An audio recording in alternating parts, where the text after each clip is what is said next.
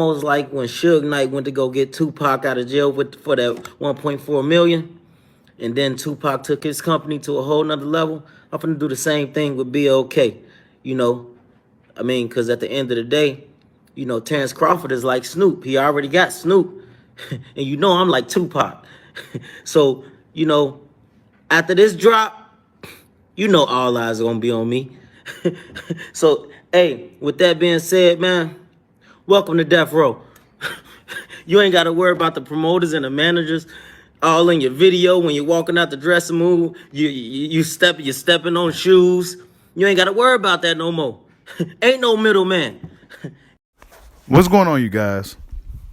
So Keith one-time Thurman, allegedly he's going to be the mandatory for Errol Spence Jr. after all. Keith one-time Thurman, he must be a prophet because he predicted something like this was going to happen. Now, will the WBA still be in first place? Who knows, right?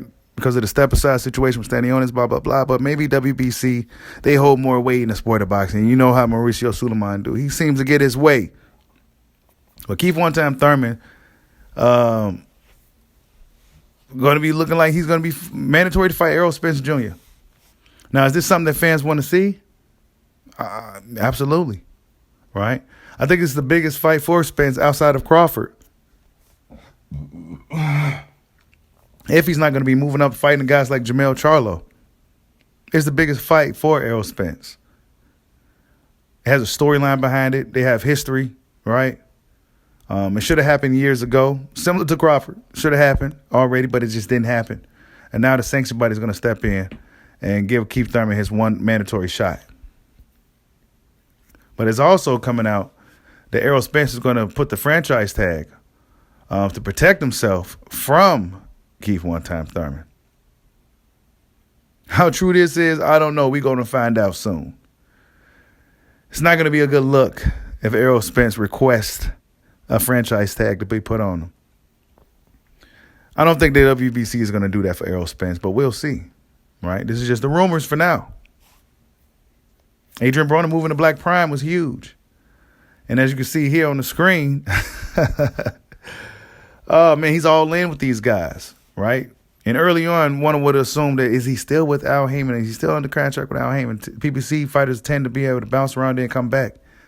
I don't know. I think he's completely done with Premier Boxing Champions and is all in with Black Prime. Adrian Broner is hilarious. The memes he makes and the thumbnail with the Terrence Crawford as Snoop and him as Tupac. They got Suge Knight in the middle. AB is hilarious.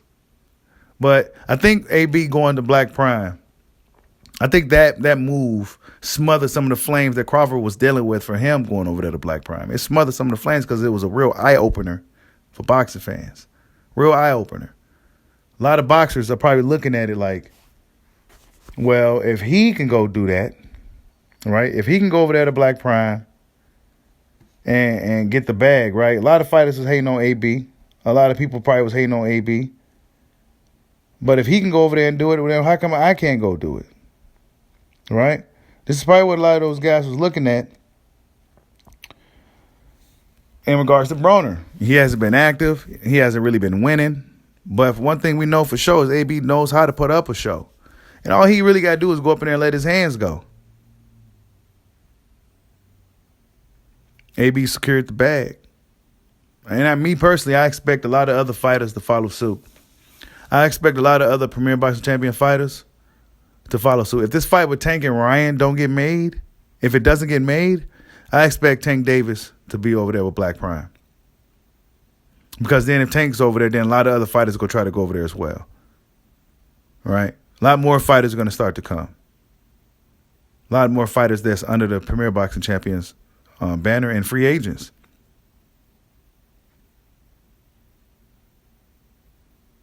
I seen where Blue Blood said that Crawford has been deceived. No. Spence has been deceived, and Crawford has been disrespected. He seemed to be trying to keep it down the middle with this whole thing.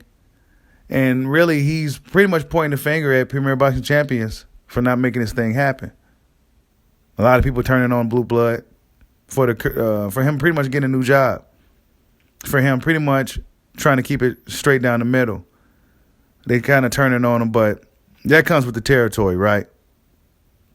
PBC should have made this fight, man, for Errol Spence. This is the worst case scenario. Now he's in a situation to where Keith Thurman is there. Jerome Boots Ennis is there. Stanionis is there, which is likely the easiest fight out of all those three guys I just named.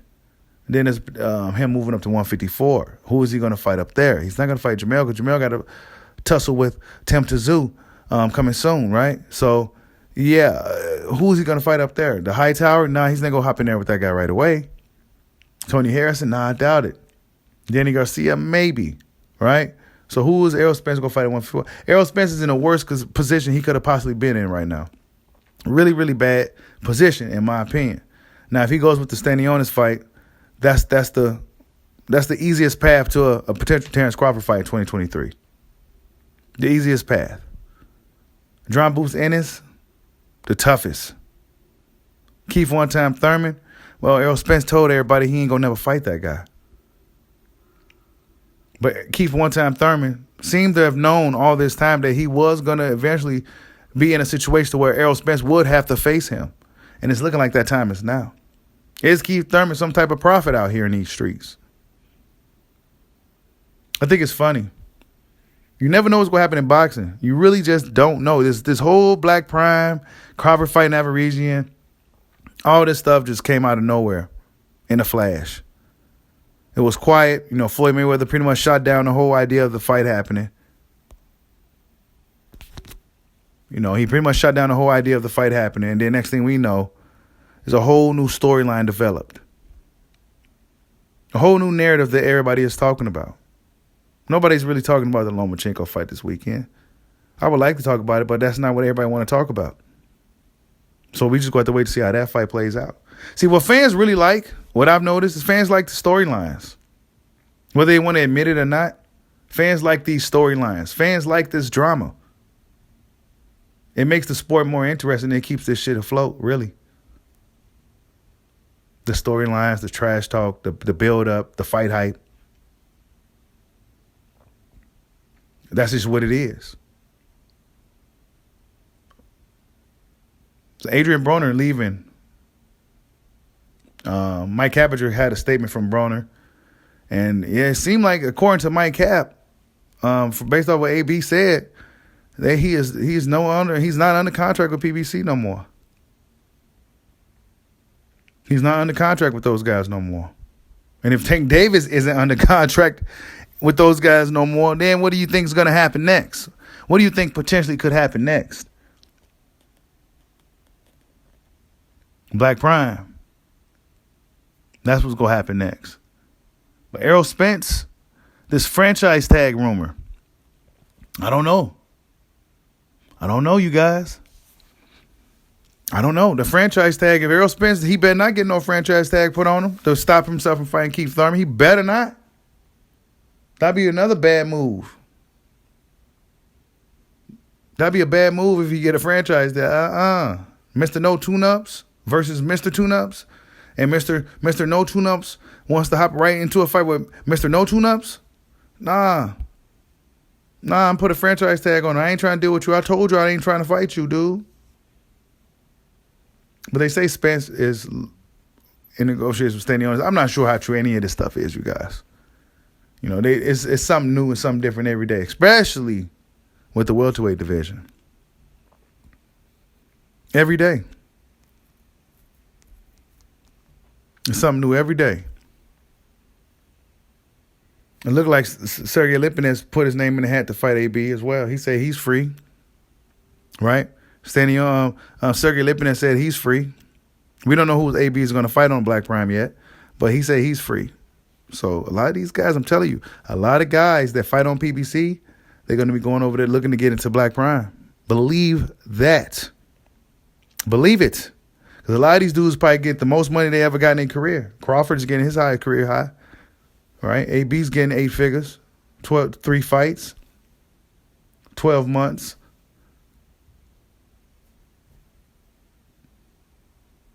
It's crazy. You never know what's going to happen in boxing. You never know what's going to happen. How did that conversation get leaked? with Errol Spence and Espinoza. That shouldn't even, I mean, I'm not even going to say it was Espinoza. I'm not sure who it was. Let me scratch that. How did that conversation get, why was it even recorded in the first place? How did it get out? It's not looking good over there, man. Errol Spence may go down with the ship, man. Speaking of that, Bob Arum, so to my boy YSM, Bob Arum said that Terrence Crawford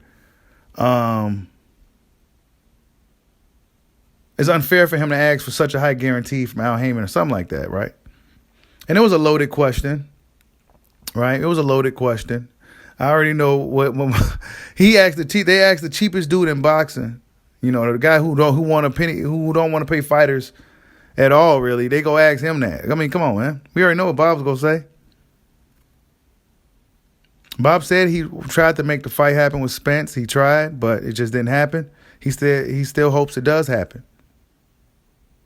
Crawford left top ranking the fight still ain't happened. You know what I'm saying? It still ain't happened. So, still ain't happened. John Buzenis also said, how come Crawford didn't send him an offer? I found that to be pretty interesting as well. I didn't get a chance to do any of the videos and stuff. Been kind of busy, but I seen what Buzenis said that. The thing is, though, well, Boots had to sign that contract in 24 hours, less than 24 hours, like David Alvarez did. You know? Because those type of guys, they're going to it'd probably be a little bit more of a struggle to get a fight with a guy like Boots, if I'm honest. But then again, who knows? He may sign it right away, like, let's get this show on the road. Boots versus Crawford. But the best route for Boots, if I'm honest, and Boots and his team knows this as well, is the Spence.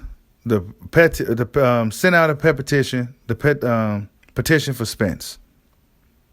Why? Because Spence not only has one belt, but he has 3 belts.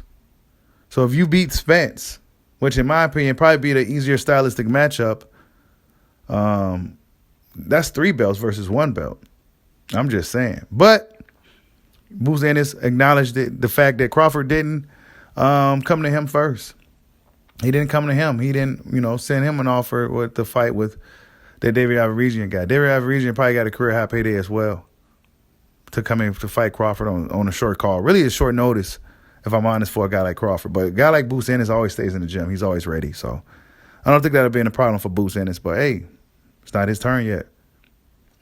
He's right there for Spence as well. So we're going to see if IBF has had a mandatory in a long time. So one would imagine they will have dibs on that Spence fight.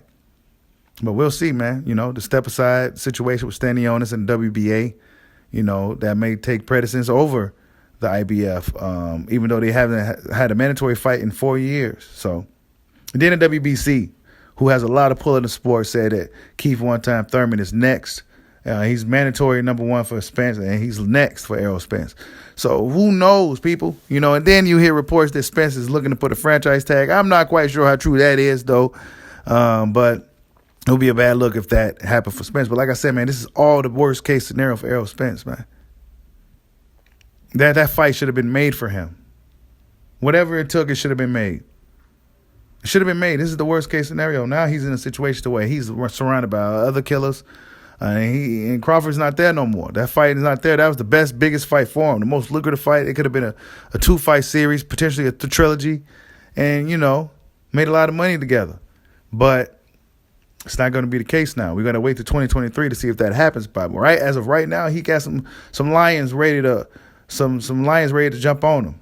He got a little older lion, Keith Thurman, and the young lions like Stanionis and John Buzenis. So yeah, man, Keith one-time Thurman. Allegedly, the mandatory for Errol Spence Jr.